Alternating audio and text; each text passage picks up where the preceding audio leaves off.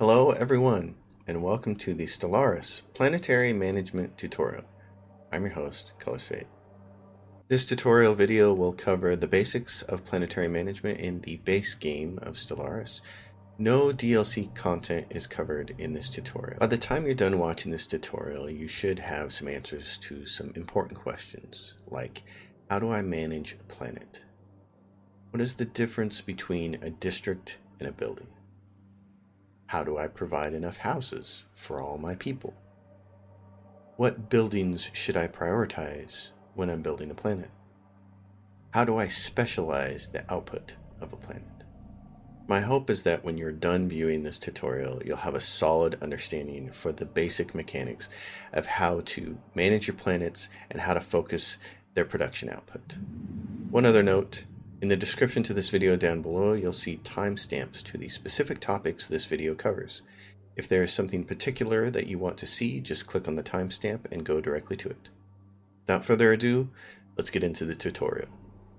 Planetary management in Stellaris is all about population and jobs, or POPs, as you'll see them referred to in other literature. Your goal when you're managing your planet is to construct districts and buildings so that you can provide jobs for your POPs.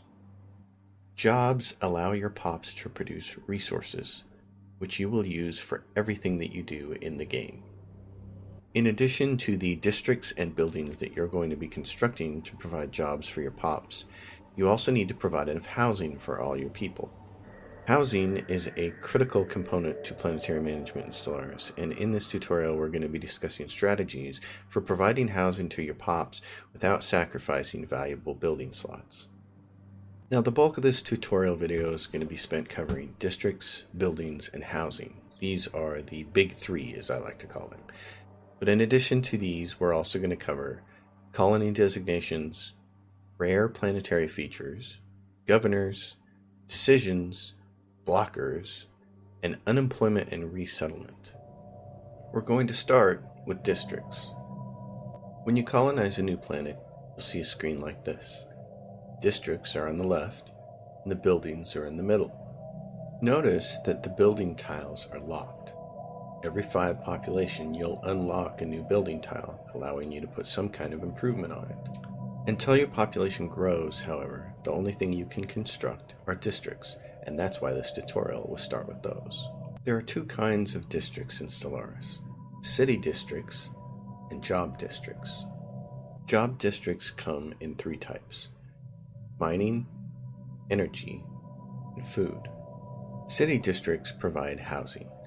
They also provide some clerk jobs, but primarily they're used for housing your POPs, and we'll get into that later in this tutorial. Each planet has a maximum number of districts that can be built. You can see here on this planet that number is 15. It's important to understand that this number is the maximum number of districts that you can build on this planet.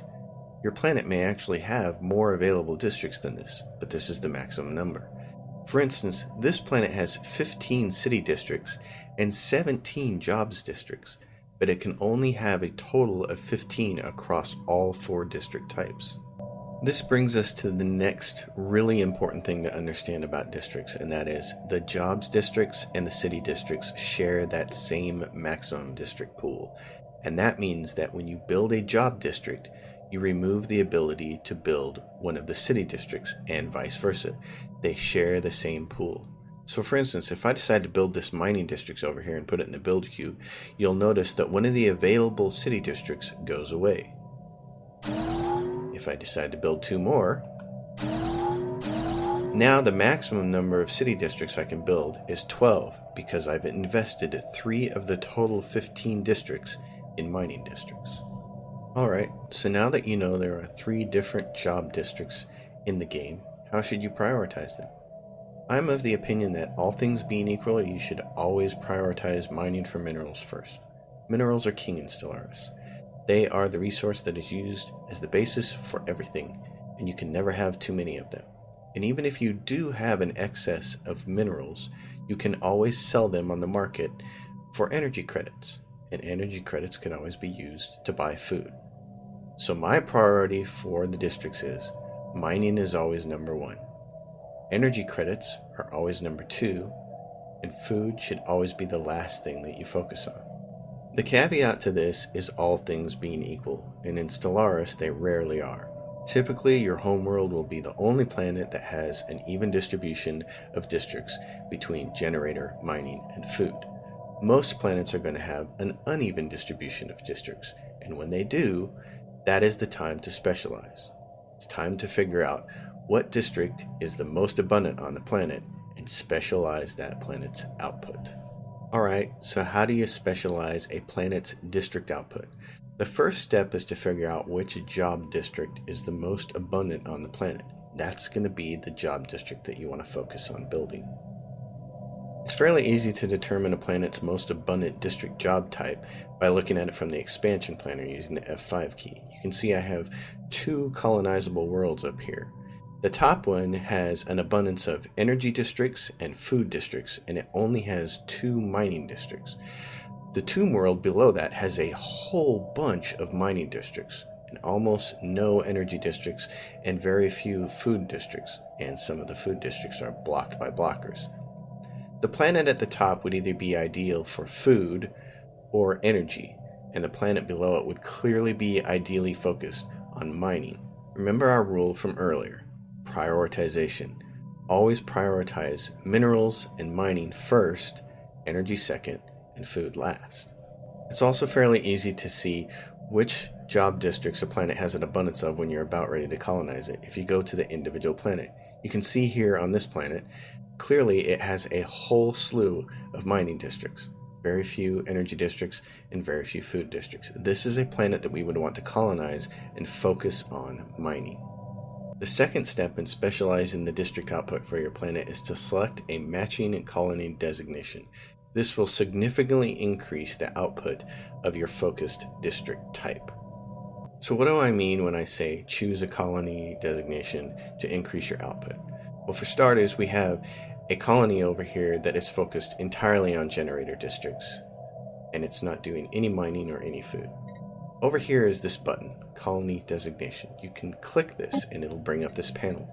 There are several different kinds of colony designations, and they all provide certain bonuses to your world. Some of them are more useful than others. What I find particularly useful are the colony designations for the district types because they give output bonuses. If you choose a mining world, for instance, miner output is increased by 20%. If you choose the agri world colony designation, farmer output is increased by 20%. And if we choose the generator world, technicians output by 20%. We have clearly a generator world because all I have created on this world are generator districts. So I'm going to select this, and that's automatically going to give all my workers over here a 20% bonus to the planet's generator output. This is the second step in making sure that you specialize your planets and get the most out of that specialized output. The third step in specializing your district output on a planet is to construct the specialist building for the type of district you've decided to focus on. Each job district has a unique building that can be installed that'll give a significant bonus to that particular district type. In the case of a generator world, we have the energy grid, which gives a plus 15% bonus to technicians. For agricultural worlds, there's the food processing facility. It is also 1 per planet and gives a 15% bonus to farmers. For a mining world, there are mineral purification plants. Again, they give a 15% bonus to miners. All of these unique buildings can be upgraded to provide additional bonuses. You can see that the mineral purification plants, for instance, can be upgraded to mineral purification hubs. The bonus goes from 15% to 25%. Now, all of this advice for specializing a planet on a single district type works really well when a planet has a low number of total districts and 1 job district that is clearly going to benefit. For instance, this planet has a low number of total districts. It has only 10. Some districts need to be used for cities for housing, and so I focused the remaining job districts all on mining for minerals. The strategy works and it's just fine. I'm able to choose a colony designation to make it a mining world, and I'm able to put a mineral purification plant on there to give it an additional 15%. But sometimes a world is going to have a lot of total districts and not a lot of individual job districts. For instance, on this planet, Carnegie 2, It has a total number of districts of 18, but none of the individual job districts had a lot of possibilities. For instance, there were no more than 6 mining districts, no more than 6 food districts, and no more than 5 generator districts. So in that case, what you really should do is split your effort. And in this case, on this particular planet, what I did is I focused on mining and food. I put down here the food processing facility to give the plus 15% bonus to the farmers. And I also put down the mineral purification hub to give the plus 15% to the miners. This one has been upgraded to the plus 25%. So when you have a planet with a lot of total districts, but not a lot of individual districts, it's okay to split your effort and put both of the specialist buildings on there so you continue to get a boost. And then in this case, when it came down to the colony designation, I can only choose one. So as always, the priority is mining first, energy second, food third. So that's why this is a mining world. So to summarize district building, for starters, prioritize mining districts first, energy generator districts second, and food districts third. Focus on a single district if possible, and especially if there are an abundance of them on a planet. The caveat is, if a planet has a large number of total districts and none of the job districts are in abundance, then you can feel free to split your efforts. Choose a matching colony designation that's going to help boost your primary job district. And finally, construct matching boost buildings to get the extra 15%, which can later be upgraded to 25%. Now let's discuss buildings. Buildings are located in the middle portion of your planetary management screen. When you colonize a new planet, you will notice that all of the building slots are locked. Every 5 pops that grow on your planet, you will unlock a new building slot. When you begin the game and open your homeworld for the first time, you'll notice that the first 5 building slots are unlocked because your population starts at 24. You will also notice that your homeworld begins with 3 buildings already constructed. These are the 3 major buildings in the game, and these are what you're going to focus your planets on. They are an alloy foundry, civilian industries, and a research lab. Now, while there are 3 main types of buildings in Stellaris, there are really only 2 kinds of worlds for you to focus on building. The first kind is research worlds, and the second kind is factory worlds. Alright, so we have 2 world types. The first is the factory world. It's going to consist of alloy foundries and civilian industries.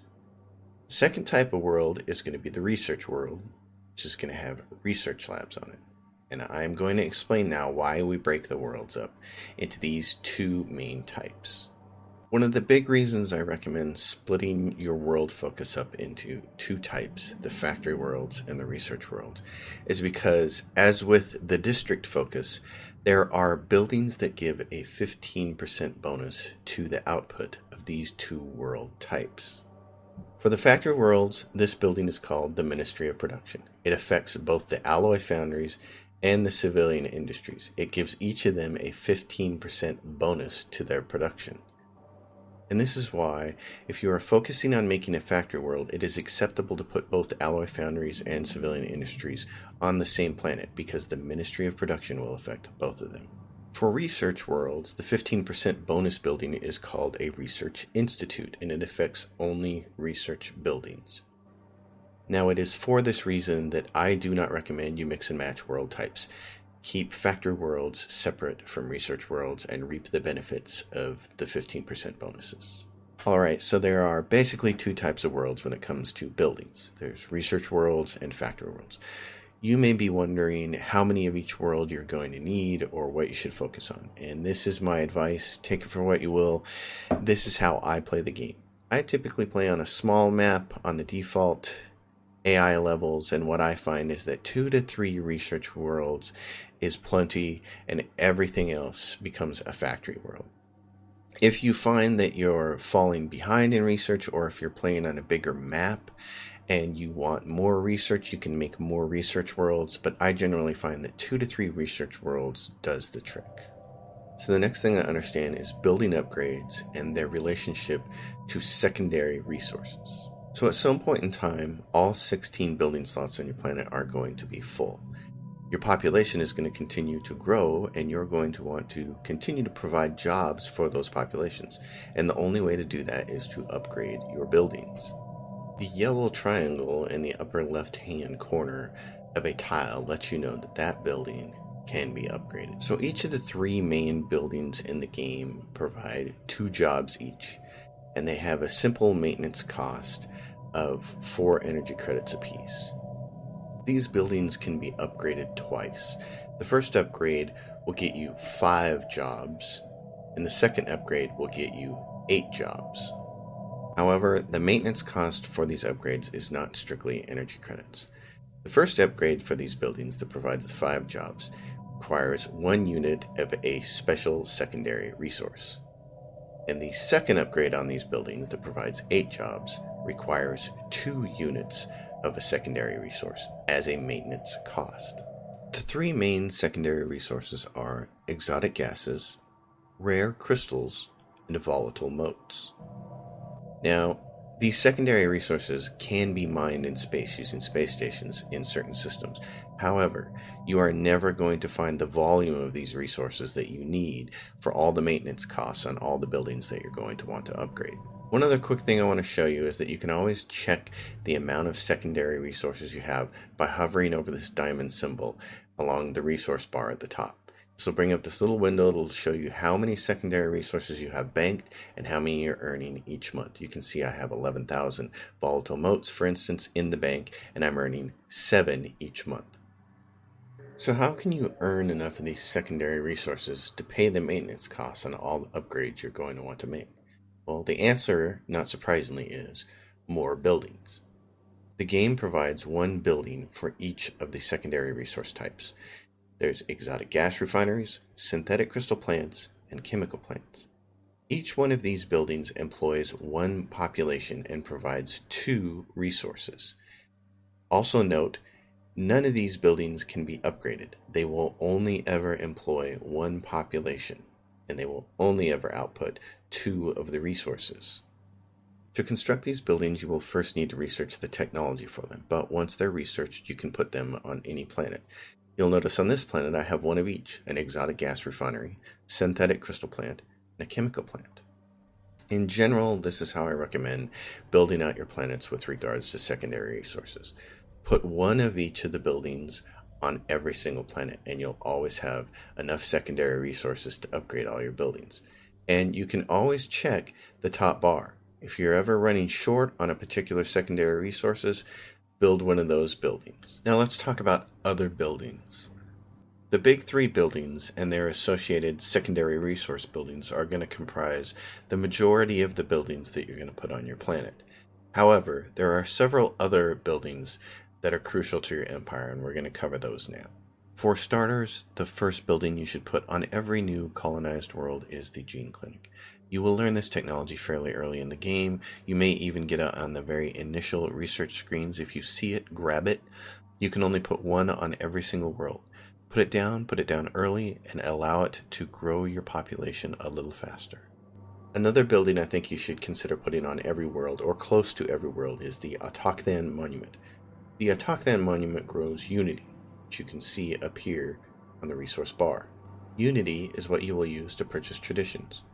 Traditions provide modest boosts to your empire through their effects. There are 7 traditions in total, and each tradition provides 5 effects that can be unlocked. In the bottom right-hand corner of the tradition screen, you'll also notice something called Ascension Perks. In order to unlock an Ascension Perk, you have to first unlock all 5 effects within any one of the traditions. I have 3 Ascension Perks because I've unlocked all 5 effects within Expansion, Supremacy, and Diplomacy. There are some very powerful effects under the Ascension Perks. For instance, let's take a look at a couple of them. Defender of the Galaxy is one I like. It's damage to endgame crisis factions plus 50%, and everyone's opinion increased by 20. Another one I like is Galactic Contender. Damage to fallen empires, awakened empires, and gate builders plus 33%. There are several more in here, and they're all very powerful. which is why I strongly recommend everybody put an Autochthon Monument on every single planet so you can grow your Unity as fast as possible and unlock the Ascension Perks as soon as possible. A third building that I highly recommend putting on every single world, or at least every world that can be connected via a trade route, is a commercial zone. Now, for those of you who've seen my trade routes tutorial, you know how I feel about commercial zones. I feel like they're essential along trade routes because they help boost the amount of trade that you can earn considerably, and they help keep your energy credits in the black. If you haven't seen my trade route tutorial, I recommend you go watch it. I will link it down below in the description. It's a big enough topic that it deserves a video of its own, and that's why I'm not going to include it here. It's sufficient for me to say and for you to understand that for every planet along your trade routes, you should put a commercial zone on them and really help boost the amount of money that you can earn. Another building that you will want to put on every single planet at some point in time are the holotheaters. Holotheaters, like the Autochthon Monument, create unity, but that's not the most important thing they do. What's really important is that they create amenities. Amenities you can see up here in the top right portion of this panel. And what amenities do is make your people happy, and they keep the stability high. High stability will provide your empire with bonuses. For instance, you can see here that my effects from high stability are bonuses to resources from jobs, bonuses to trade value, and some bonus to immigration pull, which helps your planet grow faster. When your stability falls below 50%, these will become negatives. I find that one holotheater on every planet is usually enough to keep my stability on the plus side of 50%. The last building I want to talk about is the fortress. It provides some very nice benefits to your world, especially when things start to get messy with wars. For starters, it will spawn defense armies, which can help fight off foreign invaders. The second thing it does is increase your naval capacity, which is why I try to put one of these on every single world that I possess, and towards the late game I might put 2 or 3 of them on worlds. Now what I like to do is replace the gene clinic with the fortress when all my building slots are full and my planet population is above 75. At that point in time I don't need the gene clinic anymore, and the fortress is far more valuable to me. Which brings me to my last point that I want to make. Never be afraid to replace an obsolete building or a building that isn't doing you as much good with something that'll do you more good if you need it. It's always okay to take a building and just replace it. Next up, rare planetary features. Recall earlier in the guide when we were discussing secondary resources and the buildings that produce them: exotic gas refineries, synthetic crystal plants, and chemical plants. The game provides a second set of buildings that do these same jobs. These are gas extraction wells, crystal mines, and moat harvesting traps. Now these first set of buildings can be built on any planet in any number that you want, provided you have researched the technologies that make them available. The second set of buildings are a different matter. These can only be constructed on planets where rare planetary resources make them available. Now you can see how many rare planetary features you have by hovering over this little diamond symbol over in the districts portion of your UI. Clicking on the Planetary Features button will bring up all the rare planetary features for a particular planet. Most planets have several different kinds of rare planetary features, and a lot of these will have to do with maximum districts. For instance, this allows 1 additional generator district, this allows 1 additional mining district. What we're interested in are things like dust caverns. Each one of these dust caverns allows a moat harvesting trap to be built under the building section of the planet, and you can see I have 2 dust caverns. So I have built 2 moat harvesting traps. Now you may ask the obvious question, why do I care about this second row of buildings when I have the first row of buildings to create all the secondary resources I want, especially when the second row of buildings is only available via rare planetary resources? And the answer is, the second set of buildings have a much lower maintenance cost. It's for that reason alone that I recommend when you're building out a brand new planet, when you've colonized a new planet, check this rare planetary features and look for things like dust caverns and see if you can build moat harvesting traps or crystal mines or gas extraction wells on those planets. And if you can, make it a point to build those buildings. Build every single one that the planet will allow you to build. Most planets will only let you build 2 or 3 of these special secondary resource buildings, but if they allow it because of the rare planetary features, then you should do it. Next up, Housing.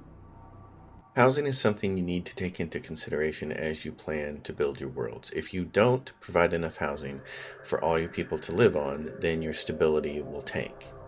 Now, when it comes to job districts, housing is easy. Every single job district, whether it's a generator district or a mining district or a food district, provides 2 jobs and 2 housing. So jobs districts pretty much take care of themselves. Where housing becomes an issue is with factories and research buildings, because while they provide a lot of jobs, they don't provide any housing at all. Now, your colony capital is going to provide some housing. Fully upgraded, it'll provide 10 housing. And there are other buildings, like the fortresses here, that provide 3 housing each. But none of these are going to be enough to handle all your housing needs when you have a lot of factories on your planet fully upgraded that are providing 8 jobs each. City districts are the easiest way to take care of your housing needs. They each provide 8 housing and 1 clerk job. I recommend building 1 city district for every single factory or research complex that you have on your planet. Since each factory or research complex can be upgraded to provide 8 jobs, a city pretty much takes care of it. You are also going to want 3 or 4 more city districts to take care of the housing for all the other jobs that your planet will provide. You'll notice here that I have 22 jobs from the other buildings on this planet. We're excluding the fortresses here because they provide 3 jobs and 3 housing, so they're self-contained and take care of themselves. I also have 7 clerk jobs because I have 7 city districts. That means I have 29 total jobs. I'm going to need the capital plus at least 3 districts to take care of the housing for all those jobs. Sometimes you're going to find yourself short of city districts and not able to provide enough housing. This could be because either the planet doesn't provide a lot of city districts, or you've spent many of the districts on jobs, or you've taken the planet over from the AI after a war and they have not developed the planet very well. Whatever the case may be, you're going to find yourself short of housing and you're going to have to come up with an alternate housing plan. This is where luxury residences and paradise domes come into play. The luxury residence is a building you can construct that'll provide 3 housing, and while that's a far cry from the 8 housing of a city district, it can be upgraded. After you unlock the appropriate research, you can turn a luxury residence into a paradise dome. Paradise domes provide 6 housing. The disadvantage of using a luxury residence and paradise dome should be obvious. It ties up a building slot, preventing you from putting down a factory or some other useful building that can provide resources for your empire. But when you're short on city districts, they are the best and only alternative. My personal recommendation is to shoot for somewhere between 6 and 9 city districts, depending on what your districts allow. This will give you enough housing to get to the 75 pops you need to unlock all the building slots on the planet. If you can get to 9 city districts, it should provide more than enough housing for you to have close to 100 population on your planet and fully upgraded factories and research facilities on it. So to keep it easy for yourself, mathematically, when you're just starting the game as a newbie, shoot for somewhere between 6 and 9 city districts and you should be good to go. So let's talk automated trades. As you build your colonies up, they are going to produce a lot of resources, and eventually they are going to run up against the maximum that your storage allows. When that happens, you're going to see this icon, and it's going to say resource storage is full. Here, I've reached the maximum amount of consumer goods that my storage can hold. Now, you can just click on this icon up here, or any of the resources, in fact, and it'll take you to the trade screen. And you can go to consumer goods, for instance, and under the sell option, there are various quantities. I can hit sell here and sell some of this to get myself below the maximum storage level. However, as your empire grows and you start to produce a significant surplus of goods, you're going to find yourself going to the screen and managing your excess a lot, and that becomes very tedious. So what you want to do is automate this process. And to do that, you simply need to set up an automatic trade. You'll notice that I'm earning 879 consumer goods of surplus a month. That is above and beyond what I'm consuming. I'm actually producing 1,907 consumer goods a month, and I'm consuming just over 1,000. This is a huge surplus, and this excess doesn't really do me any good. But what I can do is I can set up an automatic trade so that I turn this into energy credits at the end of every single month. To create a new automated trade, you need to click on the button that says Add New Monthly Trade. Then click on the Sell button, and then click on the resource that you want to sell, in our case, consumer goods. Now, if you're like me and the first time you come to the screen, you may become irritated thinking that the only way you can increment or decrement this value is by clicking on this plus or minus sign and doing it one digit at a time. But that's actually not correct. I'm going to show you two shortcuts. First, if you hold down the control key and then click on these buttons, it will increment or decrement by steps of 10.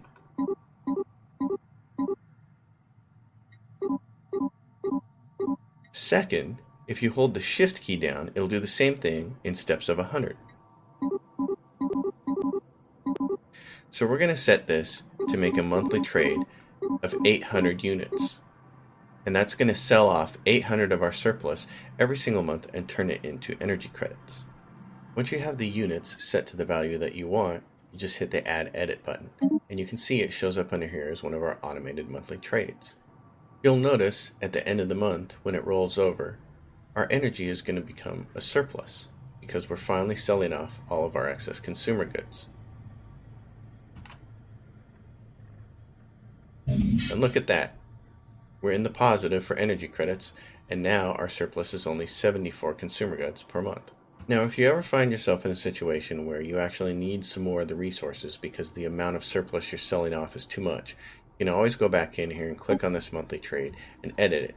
For instance, we could take this and remove a couple hundred off of it, and then you just hit the Add Edit button again, and it automatically adjusts it.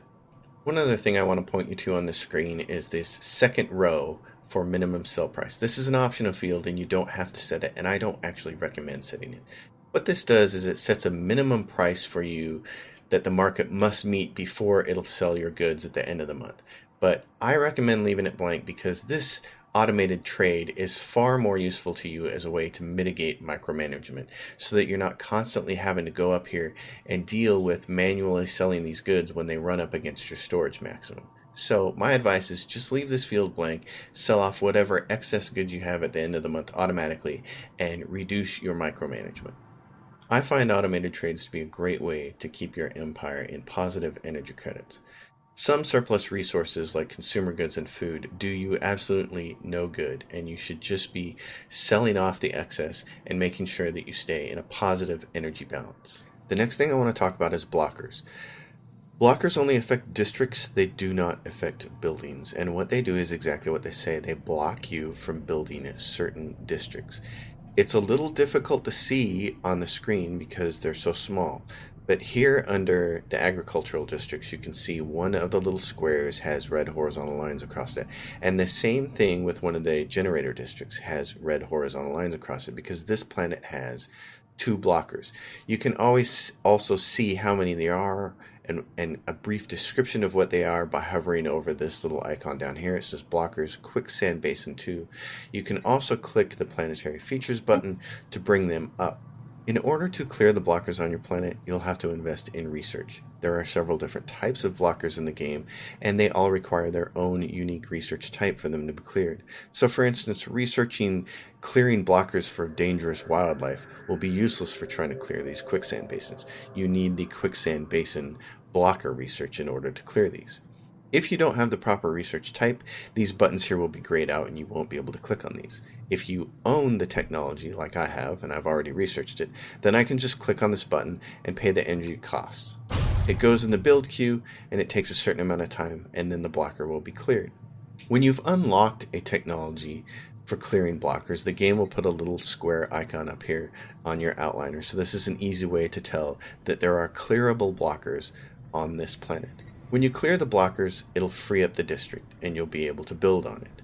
Even if you don't want to build that particular job district type, it's still a good idea to clear the blocker because it will also free up more slots for your total districts. Remember, all 3 of these job districts share the total amount of districts with the city districts.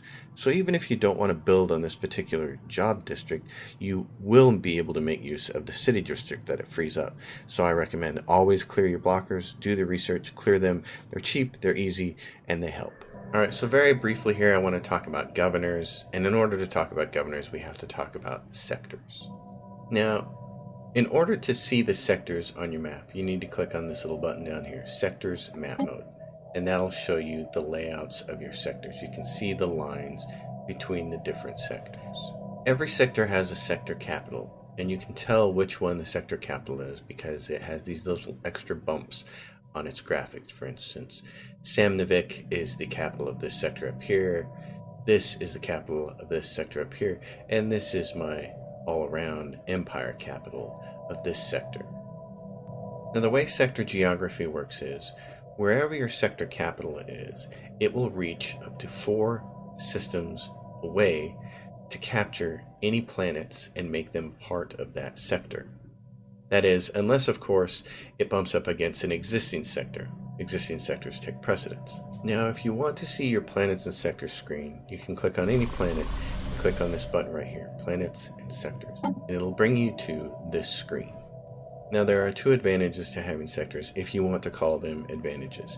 The first is that sectors have their own stockpiles, which are equivalent to the maximum amount of stockpile that you can have. So, for instance, we can have up to 35,000 consumer goods stored for our whole empire. If we turn a sector on and tell it to manage itself, it can also have up to 35,000 consumer goods. The problem is, if you want to get some of those resources from the sector, it's a bit of a micromanagement nightmare. The other thing is you can go into sector settings and you can tell the sector to do something like focus on production or focus on research. This is where you basically turn the sector on, like that. So if you want your sector to basically run itself and build all the buildings on your planets in an automated fashion, then you just go into sector settings and you tell it what to focus on: production, manufacturing, research, and go. I personally don't do that. I feel like you're much better managing every single planet's design yourself. You will do a far better job than the computer will do. And so that is why every single one of my sectors for auto build is disabled, and I don't worry about their local stockpiles because I just use automated trades to manage the maximum amount of resources that I have. The only thing I really care about when it comes to sectors is the governors. There are several different types of governor bonuses in the game, and I try to match up the governor and its bonuses to the sector and what it's producing. For instance, here at Kanagi 2 at this sector, it is producing a lot of research, much more than most of my other sectors except for Valoran Prime. And at the moment, it needs a new governor. So I can go in here and click on Assign Leader, and it'll bring me up to all the governors that I currently have. I can reassign someone if I want to, or I can just go recruit a new one. We're going to do that. We're going to see that this person, for instance, this governor has crime -25. If you're having particular crime in a new sector, if crime is high, for instance, which it sometimes is right after you've conquered several planets from an enemy, this is a good governor to have.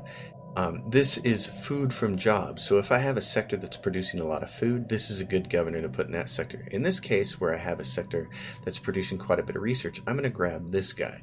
He grants +10 research to each of the 3 research types. So I'm going to recruit him, and then I'm going to go over here and click on him and assign him, and he's going to be assigned to that sector.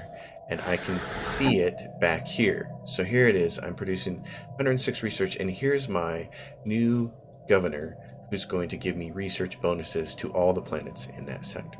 Sometimes your governors are going to develop negative traits. For instance, this governor here has developed a negative trait that creates +25 crime. He's in my food sector, and so I like him because he gives +10% to all the food jobs, but maybe I'm not so fond of this crime. All you have to do is fire him and hire somebody else. You can click on him and we can bring up his screen, and I can say, well, I pretty much want to get rid of him. So I'm going to dismiss him, and then I'm going to recruit somebody else. And I know there's another food guy in here, so I'm going to grab this dude. He's 31, he's really young, he's going to have a lot of time to level up and make his skills stronger, so I'm going to recruit him into that planet. And there we go. He's done. He's the new governor of this entire system, 5 planets over here. He's going to give me the same bonus, but he's not going to have the negative trait. My recommendation when it comes to governors is to always have one in your system because I think their little bonuses help. In Stellaris, every little 10% that you can get here or there from a governor or a trait or an edict or anything, it's always beneficial. So I try to make sure that I always have a governor active in every single system, and I think you should too. Now let's talk about unemployment and resettlement. The outliner will let you know when a planet has unemployed pops that need jobs. It provides this little red icon over here on the right hand side. Whenever your planet has unemployed pops, you need to find jobs for them. You can do that either by constructing new districts, constructing new buildings, or upgrading existing buildings. If you're upgrading existing buildings to provide new jobs, make sure that you keep an eye on your secondary resources and that you have enough of them to provide the maintenance costs for the upgrades. Where unemployment gets a little bit tricky is when you start to run out of jobs on your planet, but you still have population growth on it. When that happens, you have one of two choices. First choice is go to your decisions and spend 25 influence to discourage planetary growth. This will not eliminate the growth, but it will significantly reduce it. The other thing you can do with unemployed pops, if you can't provide any more jobs for them, is to resettle them to a new planet that does have jobs. Resettlement is an option that has to be turned on for your empire in the policy screens. It's right here, and you can either have it as prohibited or allowed. In order to resettle any of your populations forcefully from one planet to another, this has to be turned on. If your resettlement policy is turned on, you can click on the resettlement button for a planet, and then you can choose the source and the destination. The source is the planet that you just clicked on. You can go down here and see you have an unemployed worker. Then you can choose a planet. This will give you a lot of different information about all the planets, but you can basically look down here and find which planet has available jobs. For instance, this planet with a little worker with a little gold head shows that this has 2 free jobs. So we could click on this planet and we could say, send this worker to that planet. This is what the game calls forced resettlement, or the opposite of free movement. It can affect some of the factions in your empire, but factions are another tutorial for another day. Finally, let's very briefly talk about decisions, because they are an important part of the planetary management process. Decisions are accessed from this button in the top right portion of the planetary management panel. And what decisions allow you to do is apply certain kinds of bonuses or restrictions to your planet. For instance, you can spend some consumer goods to give your planet a 25% boost to its amenities, which will help its stability, and create immigration pull of 25%, which will help the population grow faster. You can also encourage planetary growth by spending 1,000 food and making the pop growth speed plus 25%.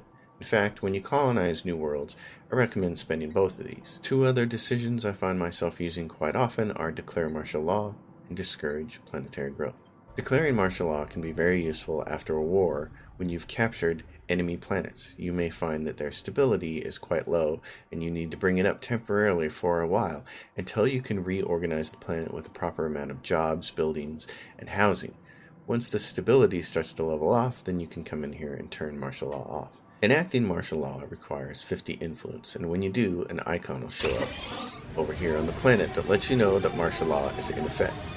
At any point in time when you're done with it, you can just go down and you can end martial law. And then the icon goes away. Discouraging planetary growth is another decision I use quite a bit.